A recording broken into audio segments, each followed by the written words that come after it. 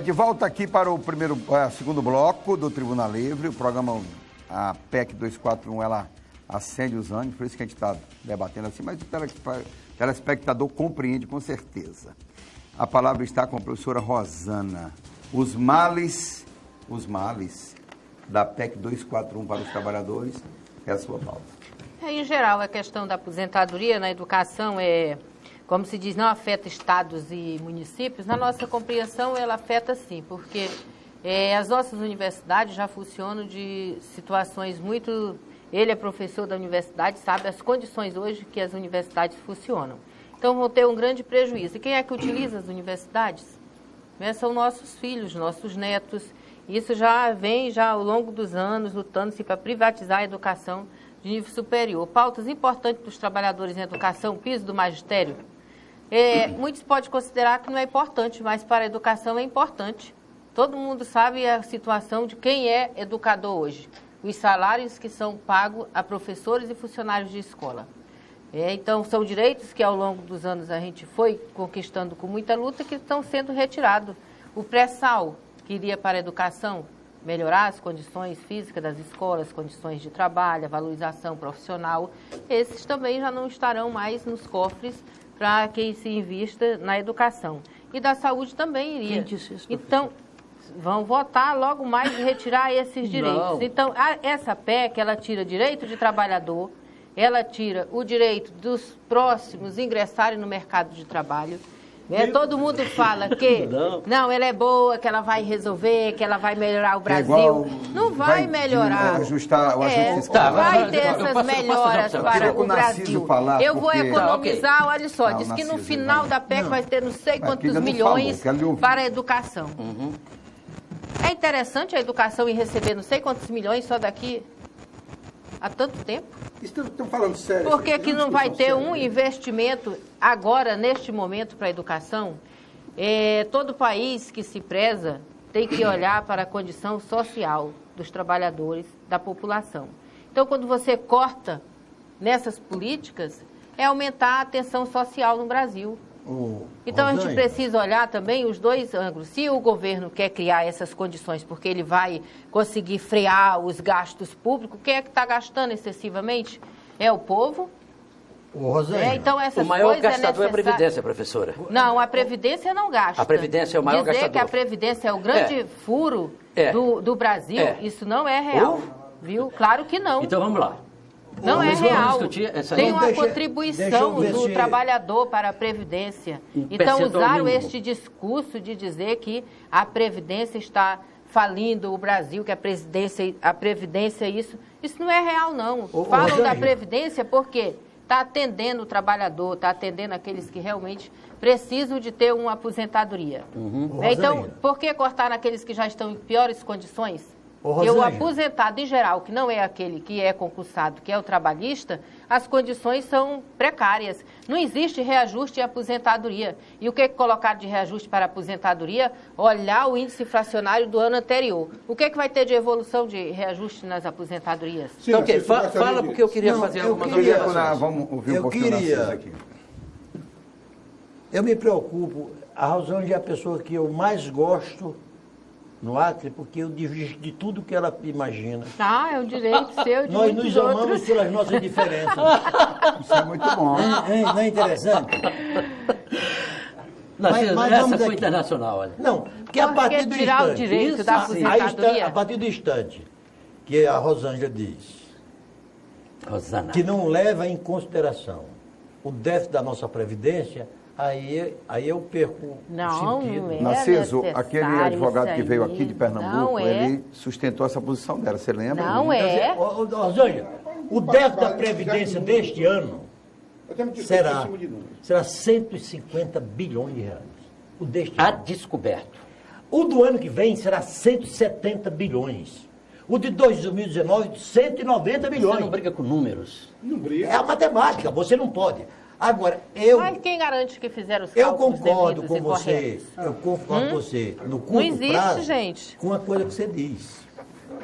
E me preocupa com o que você acabou de dizer. A curto prazo, a PEC não trará zero de benefício. Agora cria uma expectativa imensa para a estabilização da nossa economia. Tu concorda comigo? Inteiramente. Agora, só que, na medida em que está havendo já esta oposição à aprovação da PEC, que 99% dos brasileiros não sabem nem o seu significado. Não. Vão saber aí, quando ela for aplicada, que vão abrir do olho. O pré-requisito fundamental para a sobrevivência da PEC, que é a reforma da Previdência, que aí sim. Aí nós vamos ter discussão. Aí sim. Aí aumentar a contribuição e solução. O pai, a mãe, o filho, o cunhado, o vizinho, empregado. Aí isso é que me preocupa. Agora, pelo amor de Deus. Narciso, permite-me aí também entrar. Agora, em seguida eu passo para você. Tá. Claro que vocês não vão aceitar os argumentos da classe trabalhadora. Quem conversa de classe trabalhadora? Claro que sim. Vocês fecham, não pensam no macro. Até porque nós combinamos de cada um falar no seu tempo. Permita. A PEC, ela tem 3 pontos para mim fundamentais. Fundamentais. Primeiro, recuperar a credibilidade entre os investidores para trazer dinheiro para investir no Brasil. Luta em luta. O segundo, coloca uma trava nessa irresponsabilidade de gastança que o governo vem fazendo neste país. E o terceiro é fundamental e essencial para a recuperação da economia. O Narciso colocou muito bem. No curto prazo, nós vamos ter problema em 2017? Claro que vamos ter muitos problemas, inclusive desemprego. Ela vai ter fruto em a médio e longo prazo. É uma medida para recuperar a economia que está estraçalhada. Agora, você me desculpe com toda também amor que eu sinto por você e amizade que eu sinto por você. Pelas desigualdades ou pelas diferenças? Pelas inúmeras diferenças também.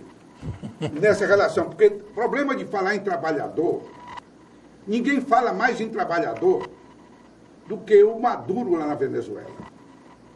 Mas toma medidas econômicas que está acabando com toda a classe trabalhadora lá. E o Brasil tem que fazer também. Não adianta. Você só beneficia. Ninguém distribui miséria, Narciso.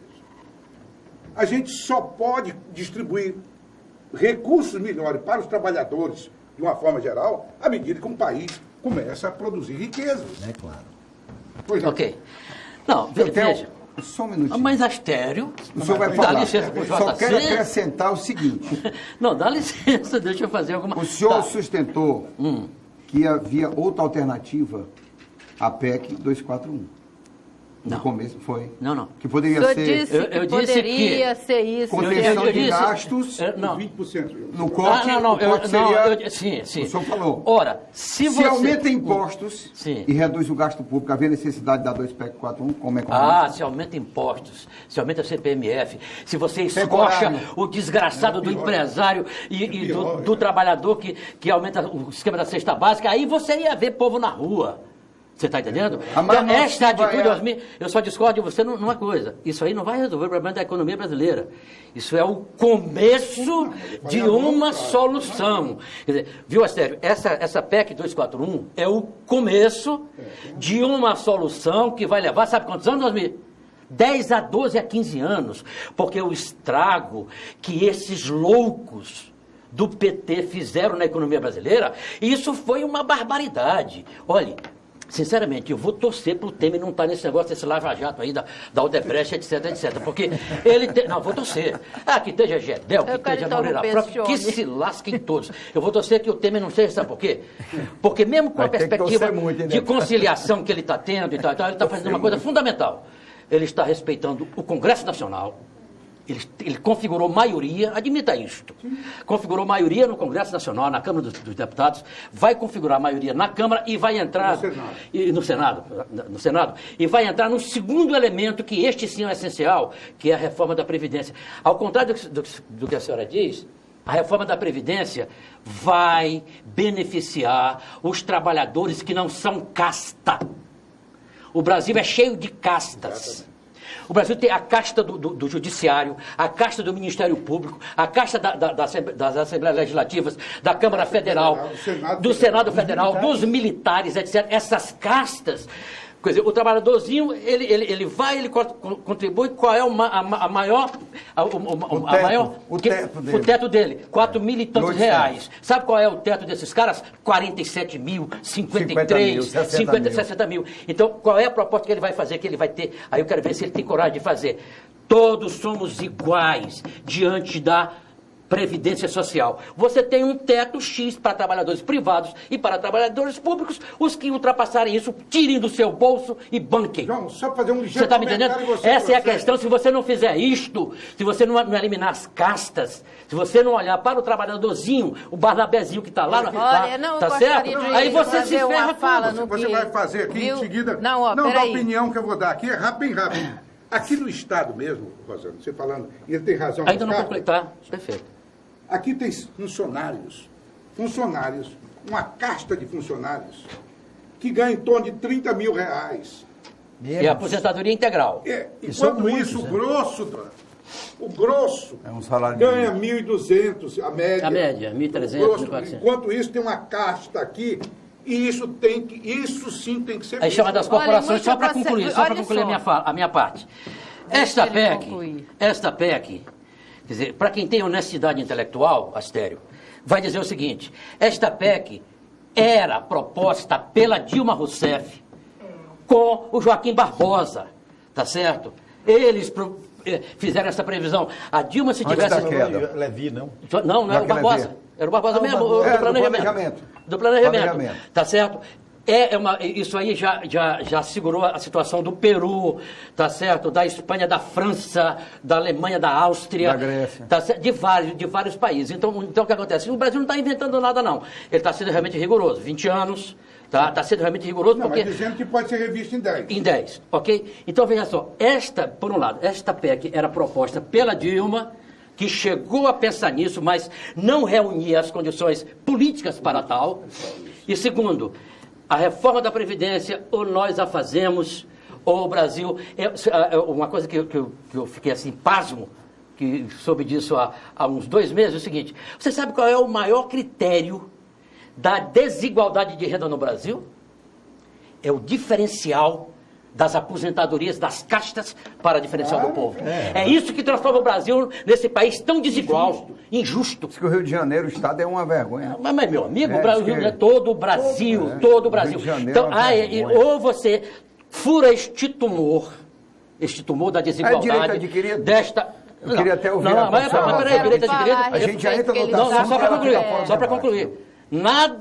Nenhum direito será negado aos que já têm. Só que daqui para frente, os que se aposentarão serão numa forma... Vamos ouvir a Rosana. Tá certo assim, mas só para dizer, não estou propondo, Astério, uma reforma da Previdência que nós vamos discutir para romper com o direito adquirido. Não, absolutamente. Os direitos adquiridos são sagrados. Agora, para frente, sim. Ou você faz isso, ou o Brasil não tem a menor condição. Fazer um elogio também ao governo Dilma? Faça. De uma forma extremamente isenta.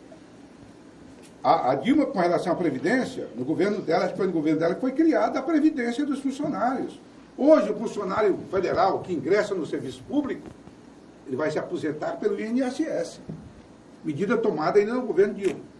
Se quiser ter o salário dessa casta que você se refere, vai ter que ir para a Previdência complementar. Lá no Banco do Brasil. Pagar aqui no Banco do Brasil. Olha, eu quero falar a respeito, inclusive, da reforma da Previdência, que ele vem colocando, porque querem tirar a casta, isso e aquilo outro. Interessante, não sabe qual é o problema e por que não resolve? Porque não resolve só essa situação e os que já estão no processo, que são os que ganham menos... Constitucionais. Não, primeiro penaliza todo mundo para resolver o problema da casta. Primeiro cria uma situação para todo mundo ficar penalizado para daqui a 10, 12 anos resolver o problema. Será que é esse mesmo caminho? Porque tem que sempre penalizar. Por que penalizado? Olha Como só. É que você vai penalizar os pequenos? O senhor acabou de dizer que tem que tirar essas castas que ganha muito, ele aqui do Estado resolve, tira isso aí. Se o problema está nesse ponto aí, tira fora. Esse é o maior. Não precisa criar uma PEC para tirar este tumor, como o senhor falou.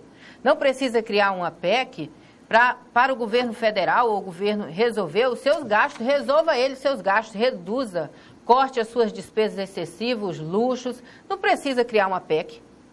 Precisa. Claro que não. Precisa. Não é o governo que controla os seus está gastos? na Constituição. Não, porque Ou você a muda maioria a Constituição. que existe na PEC fere a Constituição. Não. Claro, tem muitas Não. coisas que ferem o direito constitucional. Por Então isso o que a Brasil reforma da sempre para Previdência é pra resolver isso, pra um você problema, mudar para resolver a uma Constituição situação, pra poder fazer cria isso. um outro problema maior para os trabalhadores e para a população. E a população só vai perceber isso quando ela estiver sendo aplicada. Aí é que vão perceber. Ah, o chicote aí é que eles vão se alertar, porque neste momento a população, os trabalhadores estão assistindo, estão vendo tudo. Aí fica todo mundo temeroso em discutir, porque teve essa situação do impeachment, tira não sei o quê, não sei se eu sou fora Temer, não sei se eu sou todo fora... Mundo é petista, todo mundo fica com esse...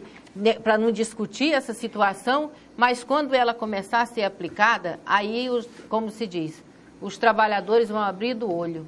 Aí vão ver que não é bonita assim como todo mundo está falando, que ela é essencial, que ela é necessária ser criada para resolver os problemas do Brasil, para poder chegar a investidores no Brasil. Por que não querem vir fazer investimentos no Brasil? Por que o Brasil não pode abrir as condições necessárias para que possa ter os investimentos? Sempre tem que criar algo para penalizar a população, para se resolver um problema que os governos criam, que são problemas criados pelo governo, não é a população que cria.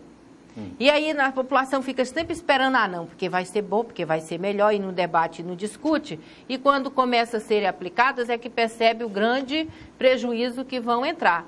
Porque os senhores sabem muito bem que vai ter prejuízos da saúde, da educação, se não vai ter mais contratação de trabalhadores.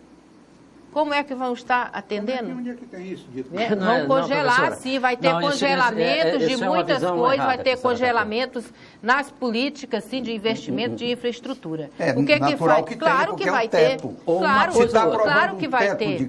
Se a educação poderia ter um percentual e um valor de recursos, ele vai ser reduzido, não vai ser aquele. Não vai ser. Claro que vai. E vamos perceber isso, e o senhor vai perceber lá na sua universidade, que o senhor trabalha. As universidades e a grande maioria vão perceber também os cortes que vão ter e a redução de recursos. Se ocorre um congelamento, como é que não vai ocorrer redução de investimentos? Professora, só uma pergunta. A senhora vai tirar esse dinheiro de onde para aumentar isto? E por que o dinheiro não cai do céu, professora. Dinheiro tem que ser extraído pelos tributos. O Estado recebe isso pelos tributos. Dinheiro não cai do céu. Dinheiro não é maná no êxodo, não. Dinheiro você tem que ter arrecadação tributária da União, dos Estados, dos municípios.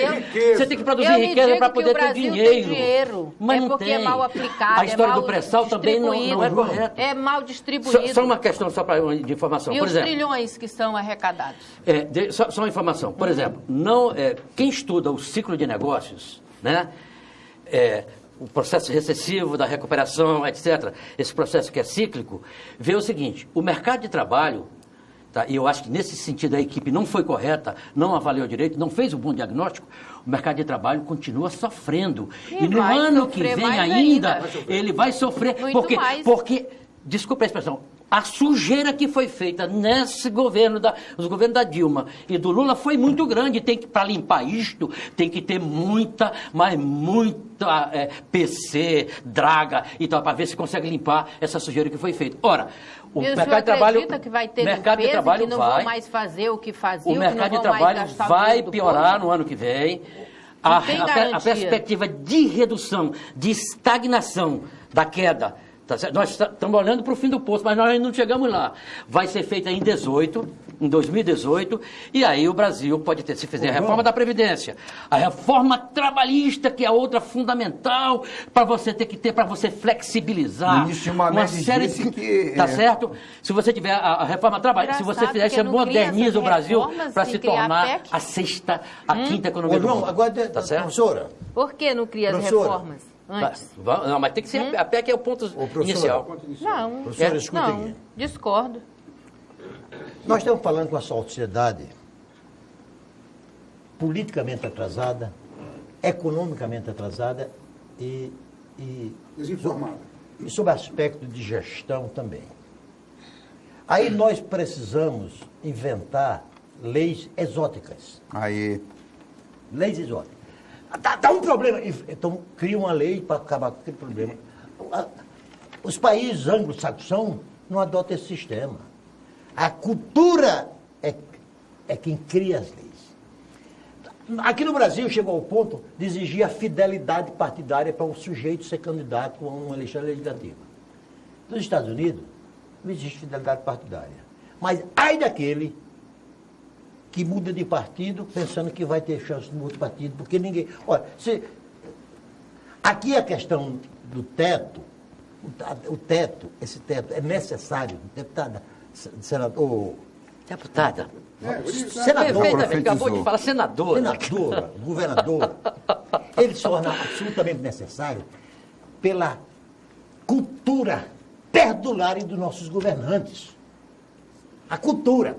Qualquer prefeitozinho, qualquer governador e todos os presidentes da República, quando aparece uma receitazinha extra, ele empurra o pé no acelerador da gastança. Mas, com certeza. Os países escandinavos, João, quando descobriram os seus poços de petróleo, eles disseram, isso não é riqueza permanente. Então vamos pegar esse recurso e botar num fundo soberano. Meu Brasil que faz, vende. O que é que está acontecendo hoje com o Rio de Janeiro? Por que é que o Rio de Janeiro faliu? Porque os caras gastaram brutalmente. Quando veio o rio de dinheiro proveniente do alto do petróleo, aí houve uma orgia de gastança. Houve uma orgia. Aí agora secou a fonte, e aí? O Estado faliu. É isso. Aí nesse particular, professora, eu vou entrar na sua atividade. Temos intervalo. Só um minutinho. Na sua atividade. Em nome dos pobres, aqueles que mais defendem os pobres são os que são mais perversos contra os pobres. Eu acabei de citar o exemplo da Venezuela. E eu vou dar um exemplo aqui prático. Universidade pública e gratuita indistintamente. Os Estados Unidos não faz isto. Aí o Brasil faz. Para quê, professor? Em vez de dizer, universidade pública e gratuita para quem não tem renda, aí nós temos hoje, chega na USP, na Unicamp, nas principais, na UNB, os filhos da elite. 99% dos alunos dessas universidades são filhos de milionários. E o pobre bancando. E o pobre bancando. Aí é onde está, porque criam as políticas enganando o pobre, dizendo que é para o pobre, mas na verdade não é. É o Estado criando-se para a concentração de renda, criando as políticas para quem não necessita, criam as condições que o pobre não tem acesso. Vamos ao intervalo e voltamos para o terceiro e último bloco. Tribuna Livre discutindo a PEC 241. Voltamos já.